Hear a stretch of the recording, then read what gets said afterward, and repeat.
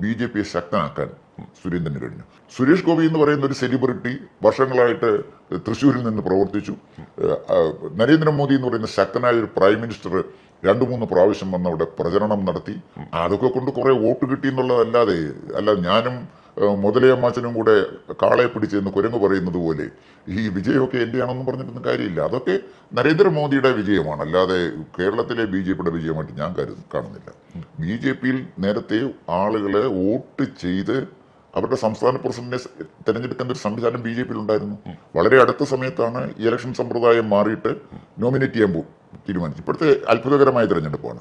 അതായത് ഇപ്പൊ നിൽക്കുന്നവരെല്ലാം കൂടെ ജില്ലാ പ്രസിഡന്റിനെ തെരഞ്ഞെടുക്കുക എന്ന് പറഞ്ഞാൽ ഇവിടെ നിൽക്കുന്നവര് ഞങ്ങൾ ബസ്സിൽ ഇരിക്കുന്നവരെല്ലാം കൂടെ തീരുമാനിക്കും ഇനി ബസ്സിലോട്ട് ആള് കയറണോ വേണ്ട എന്ന്. അപ്പൊ അങ്ങനൊരു തീരുമാനം. അതൊക്കെ ഈ വിട്ടിത്തം എന്ന് പറഞ്ഞാൽ തമിഴ്നാട്ടിൽ നിന്ന് വന്ന ഏതോ ഒരു നേതാവ് വാനതിന്ന് എന്തോ പറഞ്ഞൊരു നേതാവ് അതിനു വേണ്ടി വന്നത്. ഒന്നാമത്തെ കാര്യം അവർക്ക് ഇവിടുത്തെ കൾച്ചർ അത്ര അറിയാൻ നിന്ന് എനിക്ക് അറിഞ്ഞുകൂടാ. ഈ അത്ഭുതകരമായ തീരുമാനത്തിനെതിരെയാണ് കൊല്ലത്ത് ചെറുത്തുനിൽപ്പ് വന്നത്. ഈ ചെറുത്തുനിൽപ്പൊന്നും നമ്മൾ നിസ്സാരമായിട്ട് കാണരുത്.